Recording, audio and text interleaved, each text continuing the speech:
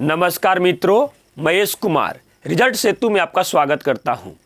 आज से हम लोग आरआरबी ग्रुप डी और एनटीपीसी में एक्सपेक्टेड क्वेश्चन जो मैथ से पूछे जाएंगे उस पर हम लोग 20-21 प्रश्न डेली हम लोग सोल्व करेंगे। डेली अगर नहीं हो पाएगा तो हम एक दिन के अंतराल में आपको प्रश्न जरूर देंगे।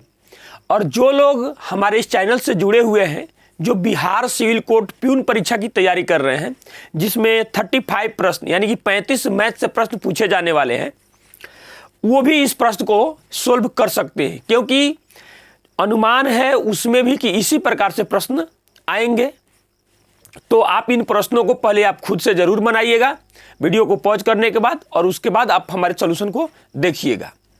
और एक और बात हम आपको बताना चाहते हैं कि 22 दिसंबर को लास्ट डेट जो आरआरबी ग्रुप डी का फॉर्म भरने का था वो अब आगे बढ़ चुका है, 3 जनवरी तक चला गया है। तो चलिए इसी के साथ हम लोग बढ़ते हैं। और पहला प्रश्न आपके सामने है, ये टाइम एंड वर्क का प्रश्न है। बहुत ही आसान प्रश्न है। मैं यही बात आपसे कहूँगा फिर से कि पहले आप इस प्रश्न को खुद जरूर बनाइएगा, उसके बाद हमारे सॉल्यूशन। चलिए हम लोग अब देखते हैं पहला प्रश्न। जो पहला प्रश्न है हमारे पास, ये टाइम एंड वर्क का प्रश्न है। तो चलिए इसको हम लोग सोल्व करते हैं।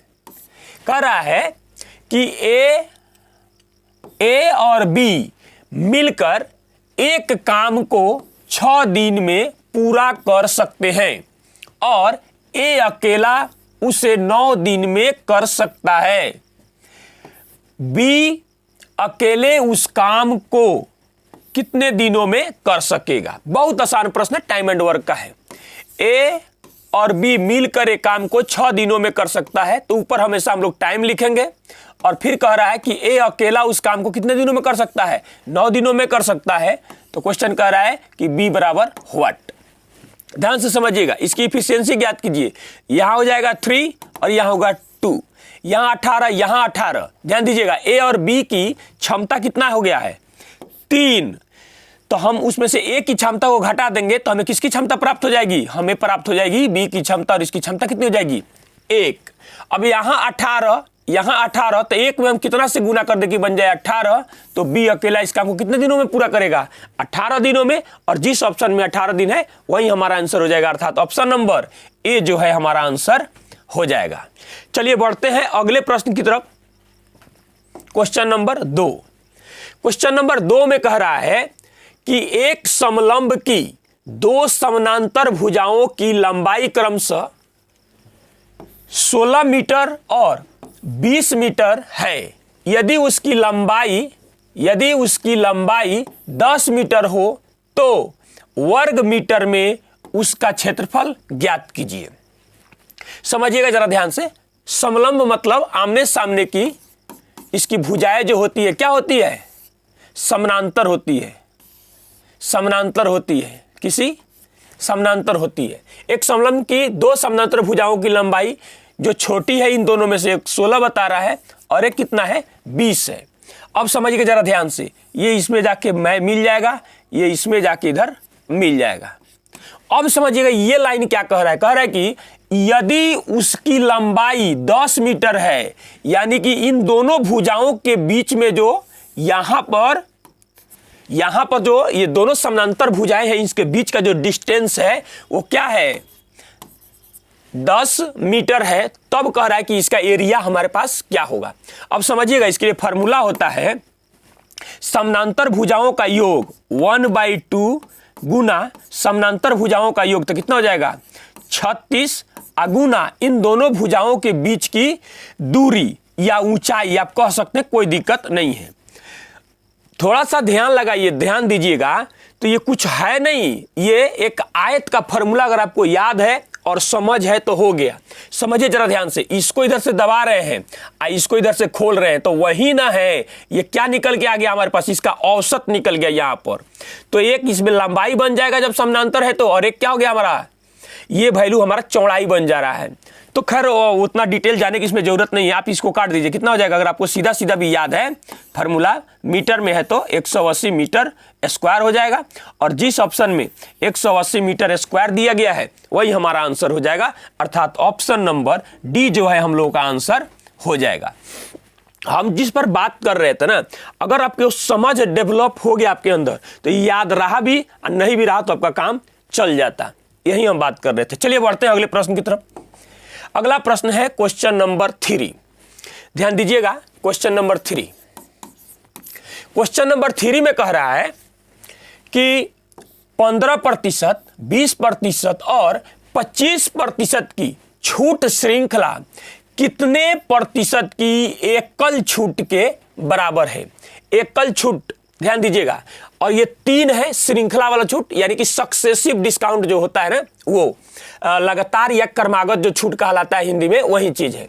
तो ध्यान दीजिएगा, 15% है, उसके बाद कितना है 20% है, और उसके बाद में 25% है। तो इन तीनों को 25% है। तो इन तीनों को अगर मिला दिया जाए तो एकल छूट यानी एक छूट के बराबर क्या होगा। तो इसको बनाने के लिए कई तरीके होते हैं। आप इस फार्मूला का भी इस्तेमाल कर सकते हैं, a + b, और 100 पर भी जाके बना सकते हैं, कोई दिक्कत नहीं है। a + b minus a × b/100 इसका यूज कीजिए। तो इसमें एक a काम कर रहा है, एक b काम करने लगा, तो रखिए यहां पर। अच्छा रखिए, क्या दोनों को जोड़ दीजिए तो कितना बनेगा हमारे पास 35। अब प्लस, सॉरी माफी चाहते हैं, प्लस नहीं माइनस ना होगा, -15 × 20 और भाग कितना बनेगा हम लोग के पास 100। ध्यान से देखिएगा, इससे ये कैंसिल हुआ कितना बार में 5 बार में, और इससे ये कैंसिल हो गया कितना बार में 3 बार में।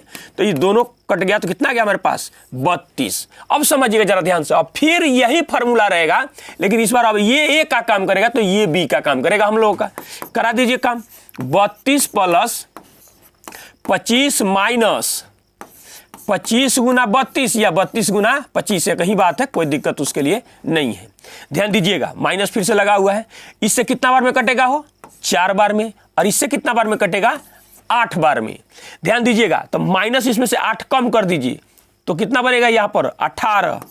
कितना बचेगा यहाँ पर 18 बोल रहे हैं 17, कितना हो जाएगा 17। तो 17 और ये दोनों को हम लोग जोड़ लेंगे, 17 और 32 तो कितना हो जाएगा 7 और 2 9 और 3 और 1 4। आप जोड़ घटाव करके देख सकते हैं। अरे इसमें से इस 8 को हम पहले ही घटा दिए, अर्थात वो एकल छूट जो बन रहा है 49% का हो रहा है, और जिस ऑप्शन में 49% है वही हम लोग का आंसर हो जाएगा, अर्थात ऑप्शन नंबर बी जो है हम लोग का आंसर हो जाएगा। चलिए बढ़ते हैं अगले प्रश्न की तरफ। अगला प्रश्न है क्वेश्चन नंबर 4। क्वेश्चन नंबर 4 में कह रहा है कि 490 रुपये को ए, बी और सी में इस प्रकार विभाजित किया जाता है कि ए का शेयर बी के शेयर से आधा है और सी के शेयर से 3 गुना है। सी का शेयर कितना है, ये रेशियो का हम लोग का प्रश्न हो जाएगा। ध्यान से देखिएगा, कह रहा है कि ए का शेयर यानी कि हिस्सा बी के हिस्सा से आधा है। ए का जो हिस्सा है वो क्या है, बी का आधा है। हमने कर दिया। यहां अनुपात जब आप याद कीजिएगा कि ए अनुपात बी बराबर क्या आएगा, तो रिजल्ट आएगा 1:2। अब अगला पढ़िएगा, फिर क्या बोलता है, और सी के हिस्से से 3 गुना है। कौन, ये ए जो है सी के हिस्से से 3 गुना है, यानी कि हाँ ठीक है, यानी कि ए जो है हम लोगों का 3 गुना है किसके अपेक्षा, सी के अपेक्षा। तो ये इसका वैल्यू होता है और ये इसका वैल्यू होता है। कई तरीके हैं, या आप एक लाइन में भी पढ़ के हम लोग इसको सोल्व ऐसे भी कर सकते थे, ऐसे भी कर सकते हैं। तो यहां पर हो जाएगा ए अनुपात सी बराबर 3:1 हो जाएगा। तो यहां से भी सजा सकते हैं पहला तरीका, और दूसरा तरीका हमारे पास और भी है। एक दूसरा तरीका, रिजल्ट वहीं पे आएगा। अगर आप ऐसे ही सजा सकते हैं तो आप ऐसे भी सजा सकते हैं। ध्यान से देखिएगा क्या बोला है, बोला है कि ए जो है किसका, ये है इसका 3 गुना है, किसका, सी का 3 गुना है, और क्या है, बी का आधा है। तो यानी कि क्या हो जाएगा, बी का आधा है, तो यानी ये हो जाएगा 1, तो ये हो जाएगा 3 गुना, और ये वैल्यू ज्यादा होगा तब ना इसका आधा हो पाएगा, यानी इसका 2 गुना हो जाएगा, तो ये कितना हो जाएगा 6। अब देखिए बी का आधा हो गया, और इसका भी रिजल्ट अगर हम आप बनाएंगे रेशियो से रख कर, हम बना के बता भी देते हैं। तो देखिए दोनों में जो कॉमन है उसको बीच में रख दीजिए, तो ये हो जाएगा BAC। तो ये हो जाएगा हम लोग के पास 2:1 और उसके बाद में कितना हो जाएगा 1:3। देखिए गुना कराएंगे तो 3, यहाँ आ जाएगा 1, उल्टा रख दिए क्या, ओ सॉरी ये इसका वैल्यू नहीं है, ये होगा 3 और ये होगा हम लोग के पास 1। तो ये गुना कराएंगे तो यहाँ बनेगा 1, यहाँ होगा 3 और यहाँ हुआ 6। देखिए फिर से वही रिजल्ट आ गया, लेकिन हम इसको मिटा देते हैं, कहीं एक ही जगह से ना कोई लिखेंगे। चलिए कोई बात नहीं। अब ध्यान से देखते हैं, ये 490 रुपया है तो इसके बराबर हो जाएगा, कितना हो जाएगा 6 3 9 1 10, यानी कि अनुपात 10 बराबर 490 रुपया। तो अनुपात 1 बराबर कितना हो जाएगा 49 रुपया। और हमसे पूछा क्या गया है कि सी का शेयर कितना है, यानी कि सी का हिस्सा कितना है, तो कितना रुपया है 49 रुपया है। जिस ऑप्शन में 49 रुपया है वही हम लोग का आंसर हो जाएगा, अर्थात ऑप्शन नंबर ए जो है हम लोग का आंसर हो जाएगा। चलिए बढ़ते हैं अगले प्रश्न की तरफ। अगला प्रश्न है क्वेश्चन नंबर 5। ध्यान दीजिएगा, क्वेश्चन नंबर 5 में कहता है कि एक विक्रेता ने किसी वस्तु को 6% की हानि पर बेचा। यदि उसने उस वस्तु को 64 रुपया अधिक में बेचा होता तो उसे 10% का लाभ होता। वस्तु की लागत कितनी है, यानी कि वस्तु का सीपी कितना है, 100% बराबर व्हाट। क्या बोल रहा है 6% हानि पर किसी ने एक वस्तु को बेचा है, एसपी कर दिया है। तो ध्यान दीजिएगा, तो बचा कितना 94% बचा। अब समझिएगा 94% बचा। यदि उसने 64 रुपया अधिक में बेचा होता तो अब हानि के वजह उसको लाभ होता, यानी ये भी एसपी ही होगा, ये भी जो हम लोग का होगा ये एसपी ही होगा। लेकिन अब जो नया एसपी होगा वो 110% हो जाएगा। ध्यान दीजिएगा 10% जो हमारा पूंजी है सीपी है वो, 10% का लाभ। लेकिन इसका भरपाई करने के लिए कितना रुपया चाहिए, यहां से यहां तक पहुंचने के लिए 64 रुपया, यानी ये यहां की अपेक्षा 64 रुपया ज्यादा। तो ये प्रतिशत में कितना का भरपाई कर रहा है, ध्यान दीजिएगा, तो भरपाई कर रहा है 16% का। 16% अधिक हो जाएगा और 64 रुपया अगर क्या करते हैं तो अधिक करते हैं तो अर्थात अधिक बराबर अधिक या अंतर बराबर अंतर। इसका मीनिंग ये हुआ कि 16% बराबर 64 रुपया, 64 रुपया, तो 1% बराबर कितना हो जाएगा 16 चौका 64 रुपया, यानी कि 4 रुपया। अब समझिएगा सीपी का जो चर्चा किया गया है, सीपी हमेशा 100% होता है, 100% होता है, 100% होता है, ये बात नहीं भूलना है। यानी कि लागत मूल्य ही हुआ तो 100% बराबर हो जाएगा हम लोगों का 400 रुपया। और जिस ऑप्शन में 400 रुपया है वही हम लोग का आंसर हो जाएगा, अर्थात ऑप्शन नंबर ए जो है हम लोगों का आंसर हो जाएगा। चलिए बढ़ते हैं अगले प्रश्न की तरफ। अगला प्रश्न है क्वेश्चन नंबर 6। क्वेश्चन नंबर 6 में कह रहा है कि एक स्कूल में 1400 छात्र हैं, उनमें 25% चश्मा लगाते हैं और चश्मा लगाने वालों में 2/7 लड़के हैं। स्कूल में कितनी लड़कियां चश्मा लगाती है। यह क्वेश्चन चाहे कुछ भी है, लेकिन यह एक तरीके से मान सकते हैं कि यह सिंप्लीफिकेशन का प्रश्न है, बहुत डिफिकल्ट नहीं है। ध्यान दीजिएगा, तो हमसे क्वेश्चन में दिया है कि 1400 जो है एक स्कूल में छात्र हैं, उनमें से 25% चश्मा लगाते हैं। 25% का अर्थ हुआ 1/4। 1/4 जो है बच्चे क्या करते हैं, चश्मा लगाते हैं। और चश्मा लगाने वालों में 2/7 लड़के हैं। तो स्कूल में कितनी लड़कियां हैं, ध्यान से समझिएगा। तो टोटल कुल है, यानी कि 1 में से 2/7 जो लड़का चश्मा लगाता है वो निकल गया, तो बचा कितना 5/7। तो 5/7 जो है लड़कियां चश्मा लगाती है, 5/7। तो लड़कियों की संख्या हमको क्या करना है, ज्ञात करना है। ध्यान से देखिएगा, इससे यह कैंसिल हो जाएगा कितना बार में 7 दूना 14 दो बार में, और 4 से कट जाएगा तो ये कितना हो जाएगा 5, यानी बन रहा है 50, और 50 25 यानी कि कितना हो जाएगा हम लोग के पास 250। 250 लड़कियां जो हैं वो क्या करती है, चश्मा लगाती है, और जिस ऑप्शन में 250 दिया गया है वही हम लोग का आंसर हो जाएगा, अर्थात ऑप्शन नंबर ए जो है हम लोग का करेक्ट आंसर हो जाएगा। चलिए उम्मीद करते हैं कि समझ में आई होगी। बढ़ते हैं अगले प्रश्न की तरफ। अगला प्रश्न है क्वेश्चन नंबर 7।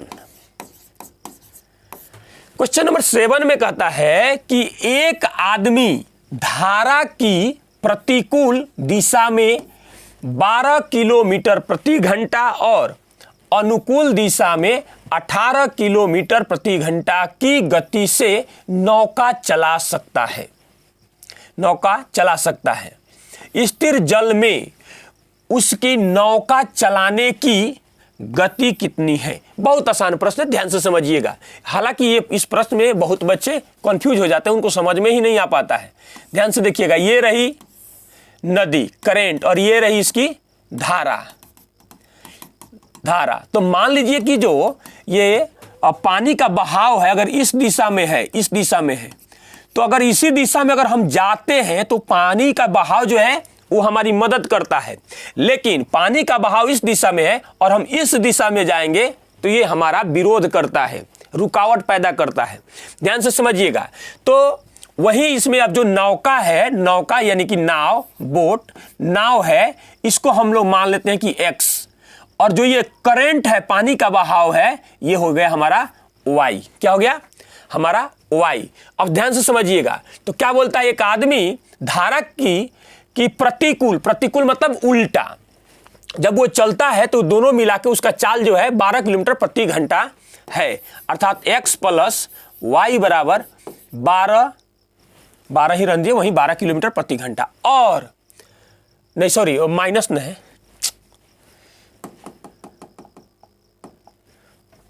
माइनस न प्रतिकूल है 12। और उसके बाद में कह रहा है कि जब यह धारा की दिशा में, यानी जिस दिशा में जल का बहाव है उसी दिशा में अगर ये जाता है तो इसका चाल दोनों मिला के हो जाता है 18 किलोमीटर प्रति घंटा। तो स्थिर जल में यानी पानी जहां नहीं बह रही है तो नौका का जो चाल है वो क्या है, हमको यही वैल्यू निकालना भी है। ध्यान से देखिएगा। तो हुआ क्या, ये दोनों एक दूसरे से कैंसिल हो जाएगा, तो हमारे पास क्या बचेगा 2x, और यहां ये बन रहा है हमारे पास 30, और इससे ये 2 से 30 कैंसिल हो जाएगा, तो क्या आ जाएगा 15, अर्थात नौका की चाल लिख भी दे रहे हैं, लीजिए। स्थिर जल में नौका की चाल जो है 15 किलोमीटर प्रति घंटा है, और जिस ऑप्शन में 15 किलोमीटर प्रति घंटा दिया गया है वही हमारा आंसर हो जाएगा, अर्थात ऑप्शन नंबर ए जो है हम लोगों का आंसर हो जाएगा। चलिए बढ़ते हैं अगले प्रश्न की तरफ। अगला प्रश्न है क्वेश्चन नंबर 8। क्वेश्चन नंबर 8 में कह रहा है कि यदि a इंटू बी बराबर 21 और a प्लस बी का होल स्क्वायर बट्टा a माइनस बी का होल स्क्वायर इक्वल टू 25/4 हो तो a square plus B square plus 3ab का मान क्या होगा। ध्यान से देखिएगा, बहुत आसान प्रश्न है, कोई दिक्कत नहीं होने वाला है। a प्लस बी का होल स्क्वायर, ध्यान से देखिएगा, तिरछा गुना करा दीजिए, इसको भेज दीजिए इधर, तो जब हम भेजेंगे इधर तो यहां पर बन जाएगा 4 equal to a minus b का होल स्क्वायर, और उसके बाद इधर है 25।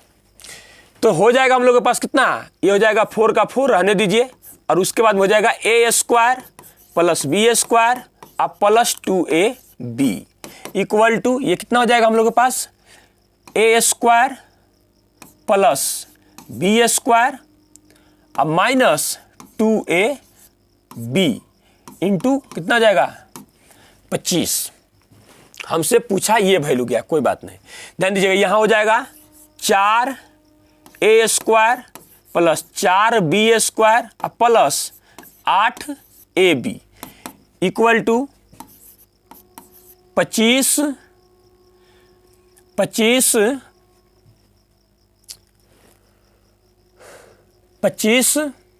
A square plus 25 b square, उसके बाद क्या है माइनस 50 ए बी, क्या है यहाँ पर बी है 50 ए बी। या तो इस सभी को एक साइड इधर भेजिए या इधर किधर हम लोग भेज सकते हैं। तो जब इस सभी को एक साइड इधर जब हम लोग भेजेंगे तो हमारे पास क्या आ रहा है, हमारे पास आ रहा है ई जाके इधर घट जाएगा, तो घटेगा तो क्या बचेगा 21 ए स्क्वायर प्लस 21 बी स्क्वायर। और ध्यान से देखिएगा 4 दूना 8, ये वैल्यू इधर जाके ऐड हो जाएगा तो हमारे पास क्या बचेगा, ये भी इधर चला जाएगा तो बचेगा माइनस 50 और 8 58 ए बी, 58 ए बी बराबर 0। क्या हो गया 0। अब समझिएगा हमको चाहिए इधर 3 ए बी, अर्थात अब ध्यान से एक चीज और देखते हैं तो इन दोनों में 21 तो कॉमन है। अच्छा इसको रहने कोई बात नहीं, या इस टोटल को ही हमको एक साइड इधर ही भेज देना चाहिए। दो कई रास्ते दिख रहे हैं तो हम ऐसे भी कर सकते हैं। देखिए ये हो जाएगा, अगर 21 इसमें से हम कॉमन ले ले तो ये हमारे पास बन रहा है A square plus B square equal to, देखिए 58 ए बी, इधर क्या है माइनस में तो इधर आया तो प्लस हो गया। अब इसको हम इधर भी भेज सकते हैं, इधर तो ये आ जाएगा भाग में, तो ये हमारे पास बन रहा है यहाँ पर कि ए स्क्वायर प्लस बी स्क्वायर। और देखिए हमको इतना चाहिए ना तो इधर दोनों साइड में जोड़ दीजिए 3a b equal to 58 ab भाग 21 प्लस 3a b, ऐसे बन रहा है। ध्यान से देखिएगा ये वैल्यू मैच कर गया हमको जितना चाहिए। अब आगे बढ़ते हैं तो यहां बनेगा हमारे पास 58 गुना 21, क्योंकि देखिए क्वेश्चन में जरा ध्यान से दिया हुआ है ये वैल्यू, और भाग 21 प्लस 3 गुना फिर रख देंगे 21। तो ध्यान से देखिए तो 21 से 21 कैंसिल हो गया तो यहां बच रहा है 58 प्लस यहां कितना हो जाएगा 63, दोनों को जोड़ेंगे तो कितना हो जाएगा 121। और जिस ऑप्शन में 121 दिया गया है वही हम लोग का आंसर हो जाएगा, अर्थात ऑप्शन नंबर बी जो है मैच कर रहा है, अर्थात ऑप्शन नंबर बी जो है हम लोग का आंसर हो जाएगा। चलिए बढ़ते हैं अगले प्रश्न की तरफ, क्वेश्चन नंबर 9। ध्यान दीजिएगा ये भी सिंप्लीफिकेशन का ही क्वेश्चन है, कोई बहुत डिफिकल्ट क्वेश्चन नहीं है। समझिएगा क्वेश्चन दिया हुआ है कि d का पावर s प्लस टी भाग d का पावर s, ब्रैकेट बंद है, उसके बाद में क्या है हम लोग के पास भाग d का पावर t है। क्या है ये d का पावर t है का मान क्या होगा। तो समझिएगा जरा ध्यान से ये क्या हो जाएगा। देखिए d और उसका पावर है s, आप जानते हैं कि जब बेस समान होता है तो पावर आपस में जुड़ता है, गुना आप लिख सकते हैं d का पावर t, उसके बाद यहां पर ब्रैकेट है, उसके बाद भाग का चिन्ह है तो भाग दीजिए, d का पावर क्या बनेगा s और ब्रैकेट को बंद कर दीजिए, और भाग दिया है तो आप रहने दीजिए d का पावर t, कोई बात नहीं। बिल्कुल ध्यान से देखिएगा d का पावर s से d का पावर s कैंसिल हो गया तो हमारे पास बचा क्या, तो बचा सर d का पावर t और उसके बाद में फिर यहां पर है भाग, तो ये चला जाएगा नीचे d का पावर t, और ये दोनों एक दूसरे से आपस में कैंसिल हो गया, अर्थात आपस में कैंसिल होने के बाद क्या बचा हमारे पास रिजल्ट 1। जिस ऑप्शन में 1 दिया गया है वही हमारा आंसर हो जाएगा, अर्थात ऑप्शन नंबर बी जो है हम लोगों का आंसर हो जाएगा। बहुत ही आसान है, ये बहुत डिफिकल्ट प्रश्न नहीं है। चलिए बढ़ते हैं अगले प्रश्न की तरफ। अगला प्रश्न है क्वेश्चन नंबर 10। ध्यान से देखिएगा, कह रहा है कि क्वेश्चन नंबर 10, एक त्रिभुज के 3 कोणों का संभावित मान क्या होगा। तो ध्यान दीजिएगा, चाहे त्रिभुज कोई भी हो, किसी भी प्रकार का हो, त्रिभुज के तीनों कोणों का योग तीनों मिलाने के बाद कितना होना चाहिए 180 होना चाहिए। आप जोड़ के देखिए तो यहां पर कितना आ गया 180 हमको चाहिए। देखिए ये 100 यहाँ पर ध्यान दीजिएगा पहले से है और आप इसको दे दीजिएगा 3 तो ये बन जाएगा 45, 45 और 15 कितना होता है 60 और यहाँ से है हमारे पास 30 यानी 190। तो क्या बताइए, हमने अभी देखा कि त्रिभुज के तीनों कोनों का योग कितना होता है 180 और यहाँ दिया हुआ है 190, तो ये नहीं होगा। फिर यहाँ भी ध्यान दीजिएगा तो ये बन रहा है 190, नहीं होगा, सीधा सीधा दिख रहा है।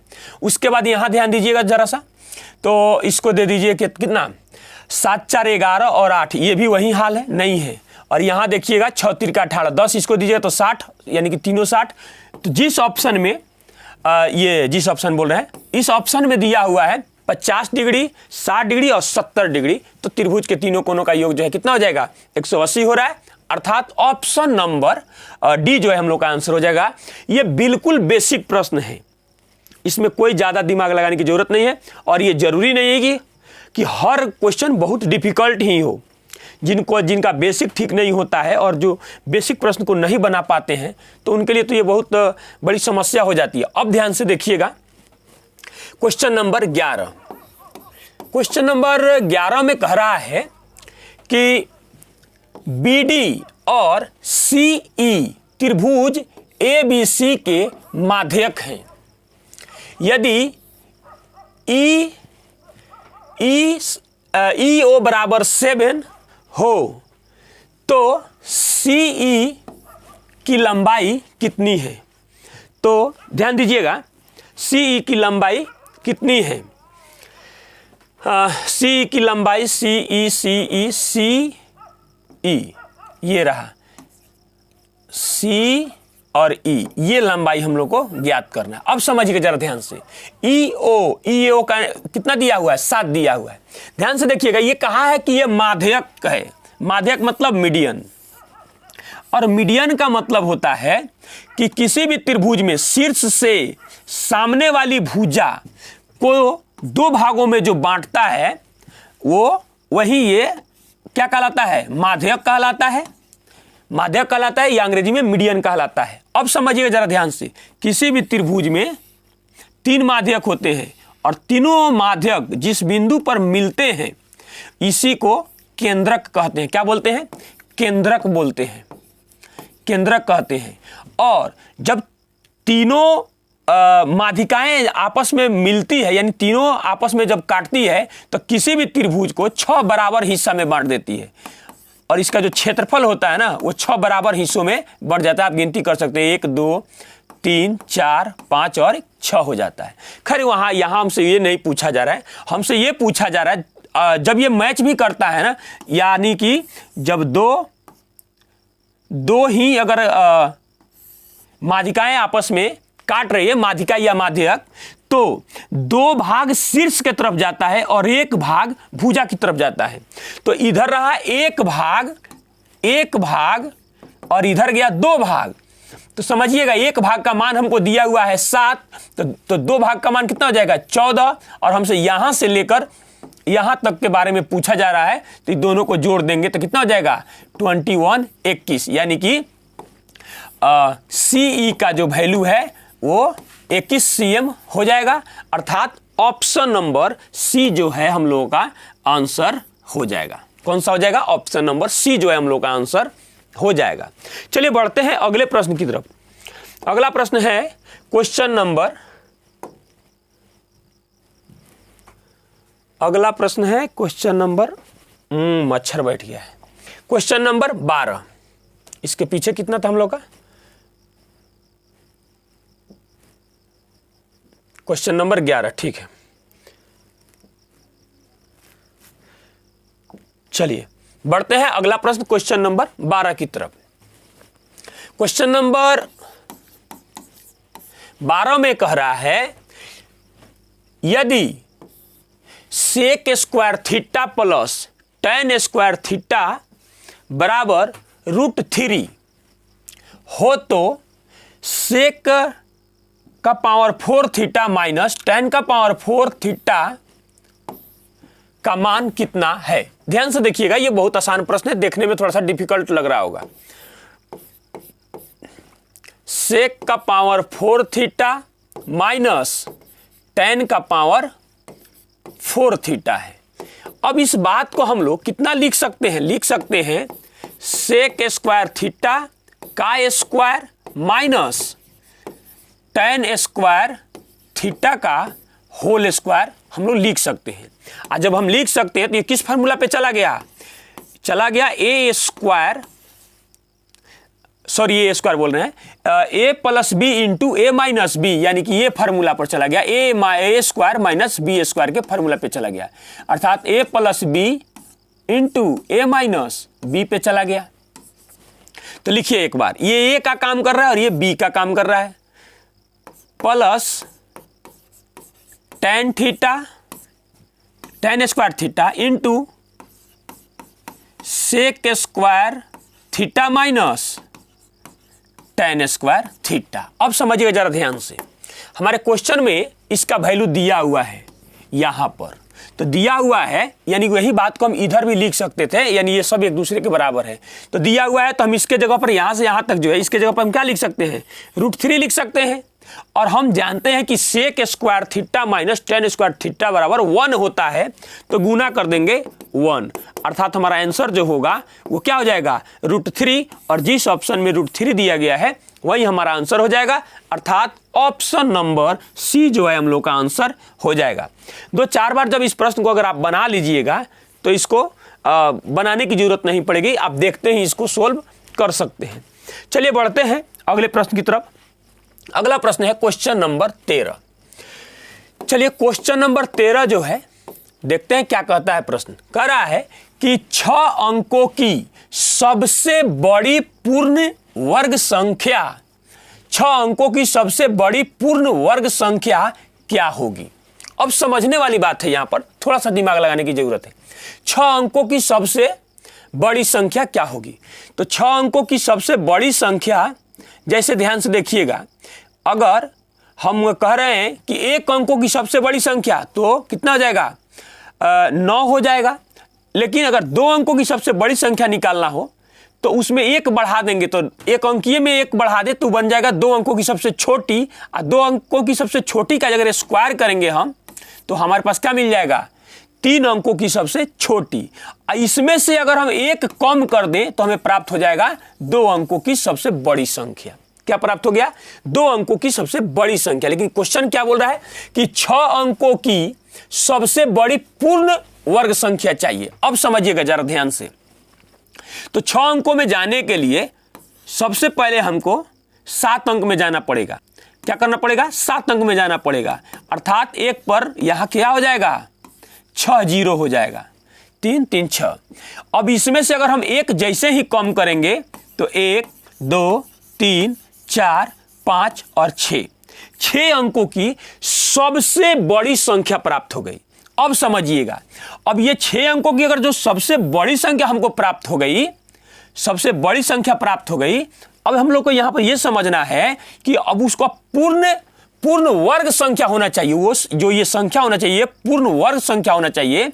अब समझिएगा, इसका मतलब ये हुआ कि अगर 1 अंक पीछे इसमें से हम जाते हैं, अब देखिए यहां पर है 1000 और 1000 के पीछे क्या जाएगा, 999, और 999 का अगर हम स्क्वायर करें, क्या करें, 999 का स्क्वायर करें, तो जो रिजल्ट प्राप्त होगा वही हमारा 6 अंकों की पूर्ण संख्या प्राप्त होगी। अब इसका स्क्वायर जब आप कीजिएगा तो हमें प्राप्त होगा 998,001।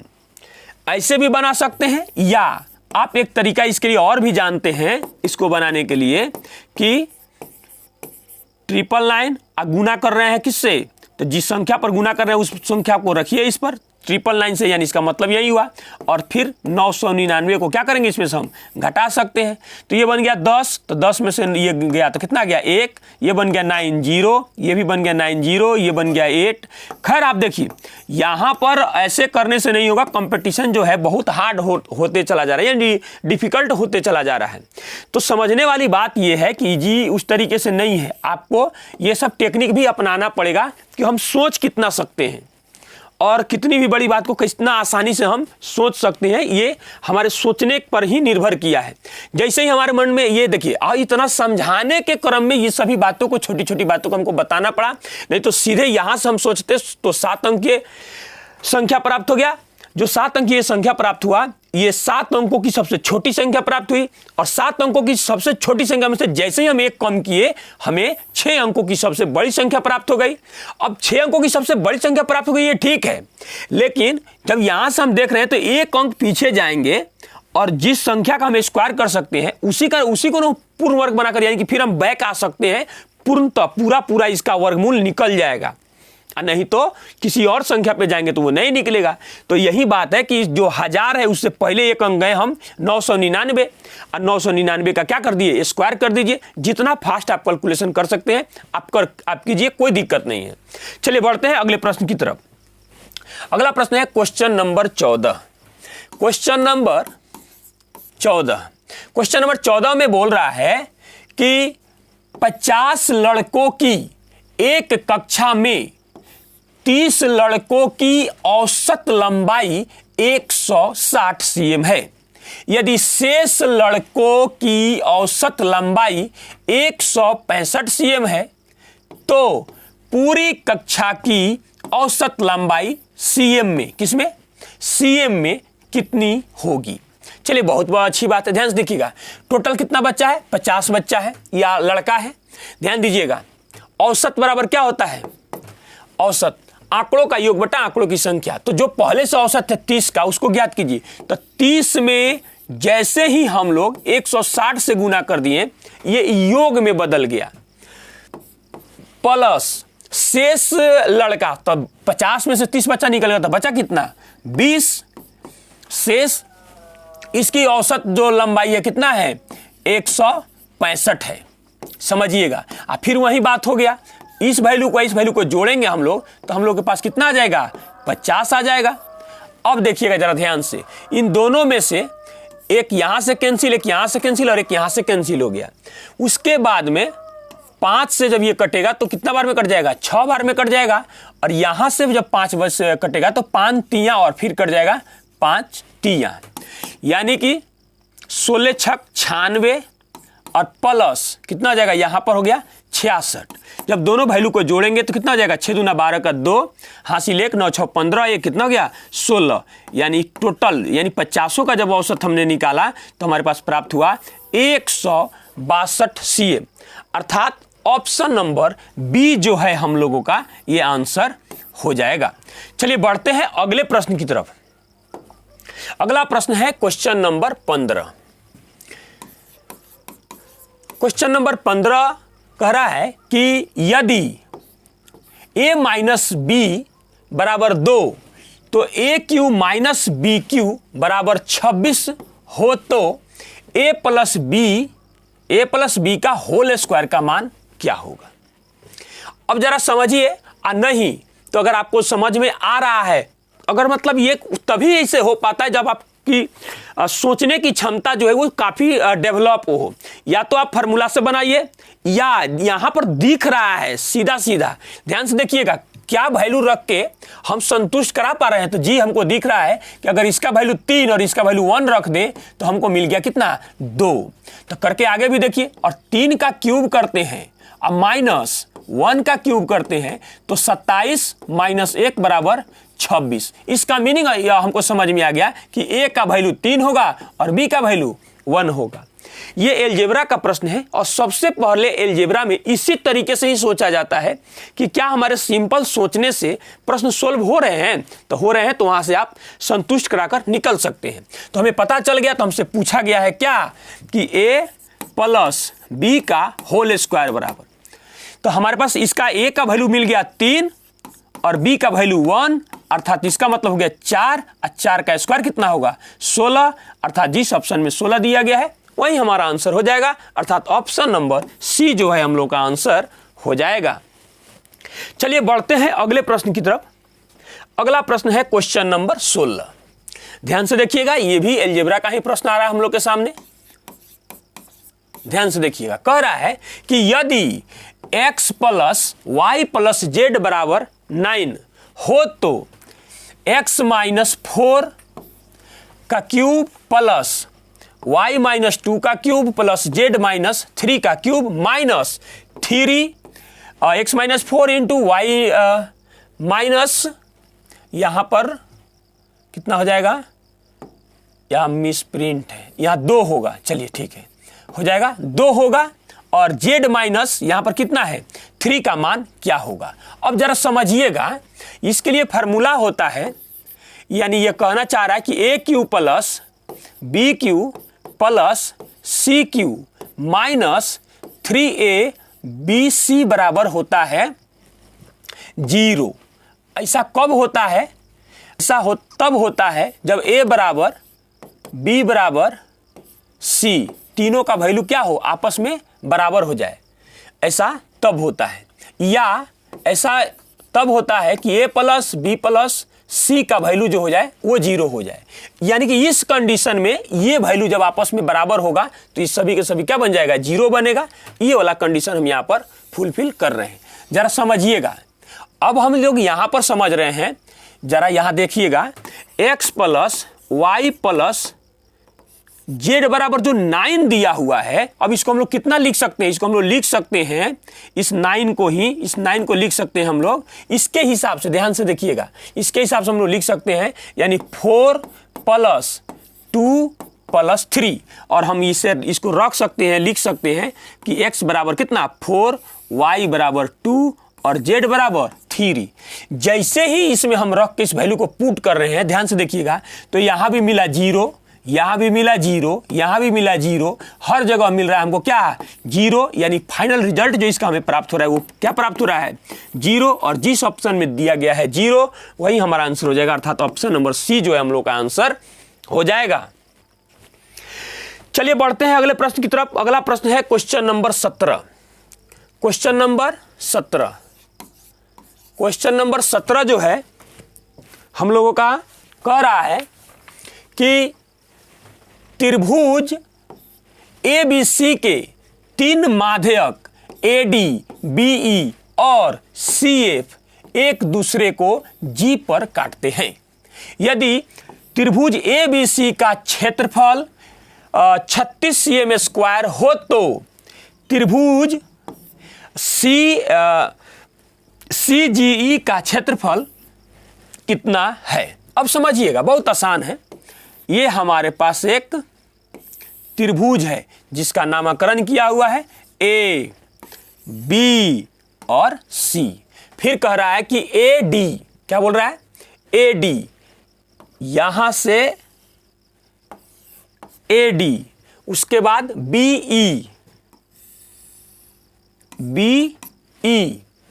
और CF, C से कट रहा है जो कहां गया F हो गया, CF एक दूसरे को G पर काटते हैं। जहां पर ये काट रहे हैं ये G पर काट रहे हैं। कहां काट रहे हैं, इस पॉइंट पर जो काट रहे हैं G पर काटते हैं। यदि पूरे का क्षेत्रफल जो है कितना है,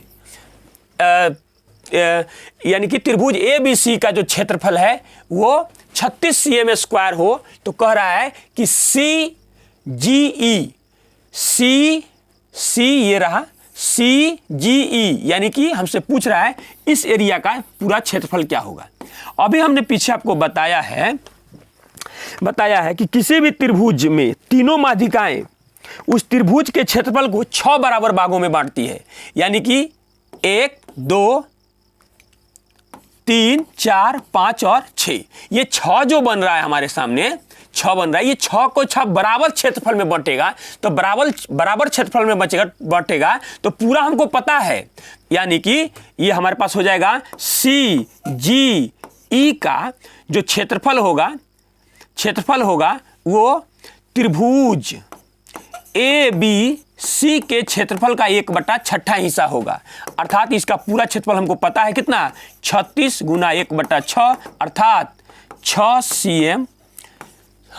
cm² जो होगा किसका क्षेत्रफल हो जाएगा, त्रिभुज CGE का क्षेत्रफल हो जाएगा। अर्थात ऑप्शन नंबर बी जो है हम लोग का क्या हो जाएगा, आंसर हो जाएगा। चलिए बढ़ते हैं अगले प्रश्न की तरफ।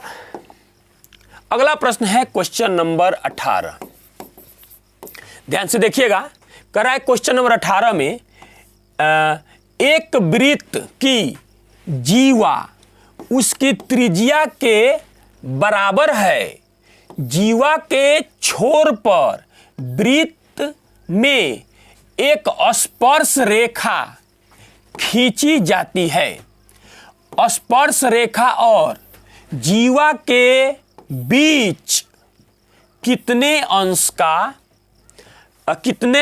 का होगा? बीच का कोण कितने अंश का होगा? अब समझिएगा जरा ध्यान से, यहां से हम लोग इसको निकाल सकते हैं नहीं, हम लोग को चाहिए क्या, 2D में चाहिए, इसमें से चाहिए 2D वृत्त चाहिए, ये आ गया तो कैसे नहीं, हाँ चलिए बहुत बढ़िया, ये हो गया, हमारे पास आ गया एक वृत्त। अब समझिएगा, तो कह रहा है कि इसमें इसकी एक जो जीवा है, एक जीवा है, ये इसका सेंटर हो गया। एक जीवा जो है इसके त्रिज्या के बराबर है, यानी ये भी आर है, ये भी आर है और ये भी आर है। कह रहा है कि जीवा के छोर पर वृत्त में एक स्पर्श रेखा खींची जाती है। ध्यान से देखिएगा, ये कह रहा है ऐसे, सटा ही नहीं इसमें, हाँ ऐसे कह रहा है, खींची जाती है स्पर्श रेखा। तो ये रहा स्पर्श रेखा, टेंजेंट लाइन, स्पर्श रेखा और जीवा, ये रहा जीवा। स्पर्श रेखा और जीवा के बीच कोण कितने अंश का होगा, यानी कि ये यहां पूछ रहा है, ध्यान दीजिएगा, ये कोण हमसे पूछा जा रहा है कि यहां का कोण जो है ये व्हाट। अब ध्यान से समझिएगा, जब किसी त्रिभुज की तीनों भुजाएं आपस में बराबर होती है तो वह जो त्रिभुज होता है वह समबाहु त्रिभुज होता है। कौन सा त्रिभुज होता है? समबाहु त्रिभुज होता है। तो समबाहु त्रिभुज का प्रत्येक कोण जो होता है 60 डिग्री का होता है। कितना होता है? 60 डिग्री होता है, यानी कि तीनों भुजा जब आपस में बराबर होती है ना, तो सभी का कोण भी जो होता है वो आपस में बराबर होता है। चलिए, ये पता चल गया हमको।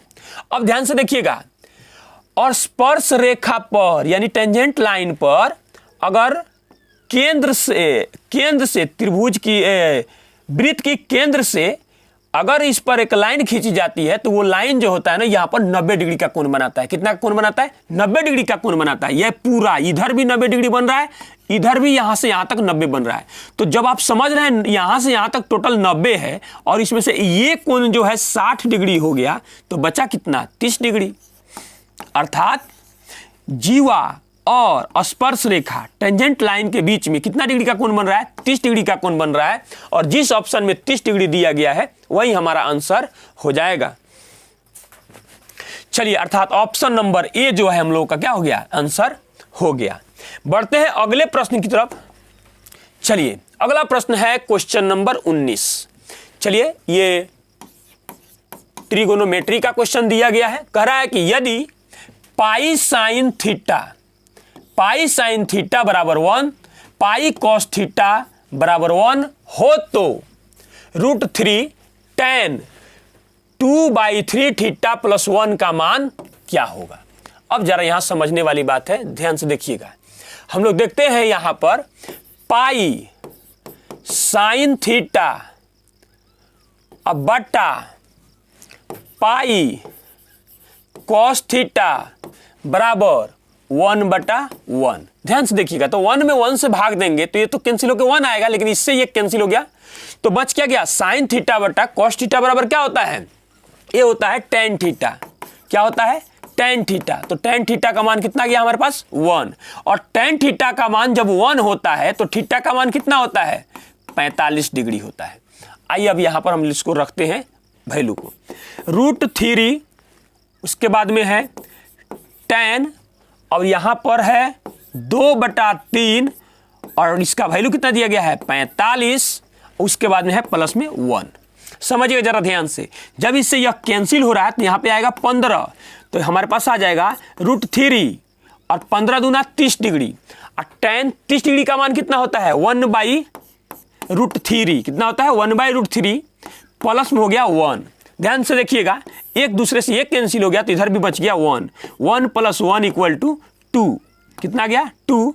अर्थात जिस ऑप्शन में 2 दिया गया है वही हमारा आंसर हो जाएगा, अर्थात ऑप्शन नंबर सी जो है हम लोगों का आंसर हो जाएगा। उम्मीद करते हैं कि समझ में आई होगी। बढ़ते हैं अगले प्रश्न की तरफ। अगला प्रश्न है क्वेश्चन नंबर 20। क्वेश्चन नंबर 20 जो है ये सिंपल इंटरेस्ट कंपाउंड इंटरेस्ट का क्वेश्चन दिख रहा है, जिसमें से एक कंपाउंड इंटरेस्ट दोनों मिला हुआ है। चलिए 20 नंबर में कह रहा है कि 10% प्रति वर्ष पर 3 वर्ष के लिए किसी राशि का साधारण और चक्रवृद्धि ब्याज जिसे प्रति वर्ष संयोजित किया जाता है के बीच अंतर 93 रुपया का है। राशि कितनी है? बहुत आसान प्रश्न है, ध्यान से समझिएगा। उसमें भी 10% के बारे में बताया है। तो ये हम पहले भी कई बार आपको बता चुके हैं कि CI और उसके बाद में SI। SI मतलब साधारण ब्याज। साधारण ब्याज मतलब जिस दर से हर साल बढ़ रहा है उसी दर से हर साल ही बढ़ेगा। तो 10% एक साल, तो अगले साल भी 10%, उसके बाद अगले साल भी 10%। इसका मीनिंग हो गया कि साधारण ब्याज की दर पर 3 वर्ष में जो हमें ब्याज का प्रतिशत प्राप्त होगा वो हो जाएगा हमारे पास 30%। लेकिन पहले साल का साधारण ब्याज हो या चक्रवृद्धि ब्याज हो वो समान होता है, लेकिन अगले साल आप जानते हैं कि चक्रवृद्धि ब्याज का अर्थ क्या होता है? ब्याज का ब्याज हमारा चक्रवृद्धि ब्याज कहलाता है। अर्थात जब इसको आप 3 साल पर यूज कीजिएगा तो यह आएगा 33.1%। इसकी अपेक्षा ध्यान से देखिएगा, चक्रवृद्धि ब्याज पर जब हम इस वैल्यू को लिए तो कितना का बढ़ोतरी हो गया? बढ़ोतरी हो गया 3.1% का। और इसी 3.1% का देखिए यही अंतर साधारण ब्याज में प्रतिशत में अंतर रुपया में कितना अंतर के बराबर है? तो ये रुपया में 93 रुपया के अंतर के बराबर है। तो ज्ञात कीजिए 1% का वैल्यू, 1% बराबर हमें प्राप्त होगा 30। आप इसको कैंसिल करके देख सकते हैं। ध्यान से देखिएगा, भूल जाइए इसमें दशमलव जो है इसको भूल जाइए। तो भूल जाएंगे तो ये बन गया 31 का ये 3 गुना है, और ये दशमलव जब हटेगा तो बटा में 10 जाएगा तो ये आ गया इधर गुना हो गया। अर्थात 1% बराबर कितना रुपया? 30 रुपया। तो हमसे पूछा गया कि राशि कितनी है। राशि कितनी है क्या मतलब हुआ? मूलधन हमारा प्रिंसिपल जो है वो कितना है, और प्रिंसिपल जो होता है हमेशा 100% होता है। हमेशा हमेशा हमेशा 100% होता है। अर्थात 100% बराबर व्हाट? तो 1% बराबर 30, तो 100% बराबर कितना हो जाएगा? 30,000। और जिस ऑप्शन में 30,000 दिया गया है वही हमारा आंसर हो जाएगा। क्या हो जाएगा? 30,000 आंसर हमारा हो जाएगा। अर्थात ऑप्शन नंबर ए जो है हम लोग का आंसर हो जाएगा। चलिए बढ़ते हैं अगले प्रश्न की तरफ। अगला प्रश्न है क्वेश्चन नंबर 21। क्वेश्चन नंबर 21 जो दिया गया है यह है हाइट एंड डिस्टेंस का प्रश्न। ध्यान से देखिएगा, कह रहा है एक ध्वज स्तंभ पर रखे ध्वज के शीर्ष और 30 मीटर की दूरी से उन्नयन कोण क्रमशः 45 डिग्री और 30 डिग्री है। ध्वज की ऊंचाई कितनी है? ध्वज की ऊंचाई कितनी है? समझिएगा जरा ध्यान से। ये कह रहा है कि एक ध्वज स्तंभ है, तो ये मान लीजिए हमारा ध्वज स्तंभ हो गया। ध्यान से देखिएगा, ध्वज स्तंभ हो गया और उसके ऊपर एक ध्वज है। ये रहा हमारा ध्वज यहां से यहां तक। उसके बाद क्या बोल रहा है? यहां से 30 मीटर की दूरी पर, ठीक है, हमने 30 मीटर की दूरी रख कर दिया। तब कह रहा है कि 30 मीटर की दूरी पर और ध्वज के शीर्ष, ध्वज के शीर्ष और फिर ये इसका यानी ध्वज का ही जहां पर है रखा गया वो से इसके साथ 45 डिग्री का कोण बनता है और इसके साथ जो बनता है वो 30 डिग्री का कोण बनता है। तो कह रहा है कि ध्वज की ऊंचाई कितनी है, यानी कि ये ध्यान से देखिएगा, ये यहां से यहां तक जो वैल्यू ये है, यहां से ये अलग कलर में जो हम लिखे हैं इसको, ये हमसे पूछा जा रहा है कि व्हाट, लेकिन यहां से यहां तक हमको दिया गया है। अब समझिएगा, हम पीछे हाइट एंड डिस्टेंस में पढ़ा भी चुके हैं कि इस वैल्यू को आप ऐसे भी लिख सकते हैं। जब ये कोण 30 डिग्री है, आप जानते हैं कि ये कोण हमेशा 90 डिग्री होता है, समकोण है, तो ये कोण जो है होगा हमारा कितना हो जाएगा, 60 डिग्री हो जाएगा। और ये 45 है तो ये भी हमारा कितना हो जाएगा, 45 डिग्री हो जाएगा। अगर आप इसको सजाना चाहें तो आप इसको सजा भी सकते हैं। अब ध्यान से देखिएगा, जब यहां से हम लोग इसको सजाएंगे तो ये हमारे सामने क्या आएगा, 60 का मान कितना होता है, √3। ये हो गया √3, तो ये आप इसमें अनुपातिक वैल्यू भी लगा सकते हैं, तो ये हो जाएगा √3x और ये हो जाएगा हमारे पास x। अब ध्यान से देखिएगा, यहां से लेकर और यहां तक का जो दूरी होगा, अब ध्यान से देखिएगा, क्योंकि tan 45 डिग्री का मान होता है 1, तो 1/1 यानी कि रेशियो 1 में √3x, तो यहां पर भी आएगा हमारे पास √3x यहां तक का मान। अब ध्यान से देखिएगा, जब यहां से लेकर और यहां तक का वैल्यू जो है √3x है और यहां से यहां तक x है, तो यहां का दूरी कितना हो जाएगा, इन दोनों में से घटाइए, अर्थात √3x - x, अर्थात x जब हम कॉमन ले लेंगे तो हमारे पास बचेगा √3 - 1। अब समझिएगा, हमसे यही दूरी पूछा भी गया है। अब यहां समझिएगा, ये वैल्यू हमको दिया हुआ है √3x, जो कितना दिया हुआ है, 30 मीटर में दिया हुआ है।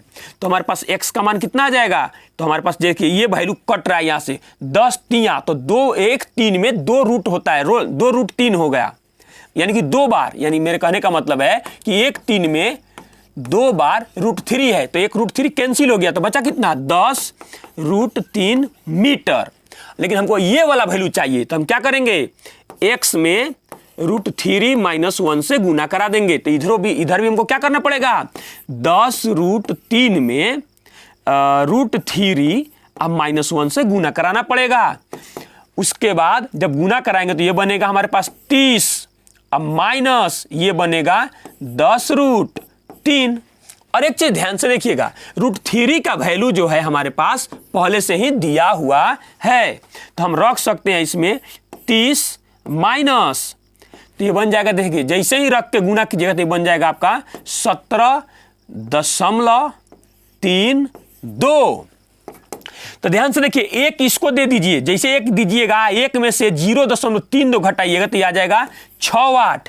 और ध्यान से देखिए, 29 में से 17 जाएगा तो यहाँ पे आ जाएगा 12, यानी 12.6 मीटर जो है हमारा आंसर हो जाएगा। किसका, यहां से लेकर यहां तक और यहां से यहां तक क्या है, क्वेश्चन में बोला है ध्वज की ऊंचाई है, और जिस ऑप्शन में 12.6 वाट मीटर दिया गया है वही हमारा आंसर हो जाएगा, अर्थात ऑप्शन नंबर डी जो है हम लोगों का आंसर हो जाएगा। तो ये सेशन जो शुरू किया गया है RRB group D and NTPC expected, यही प्रश्न हम बता भी चुके हैं कि जो भी हमारे भाई बिहार सिविल कोर्ट प्यून परीक्षा की तैयारी कर रहे हैं उनमें भी यही संभावित है प्रश्न इस तरीके के आने के लिए। तो ये एक्सपेक्टेड क्वेश्चन आपको कैसा लगा, आप कमेंट के माध्यम से हमें जरूर बताइएगा ताकि हम इसको कंटिन्यू कर पाए। आज के लिए बस इतना ही, मिलते हैं एक और बेहतर क्लास में, तब तक के लिए धन्यवाद।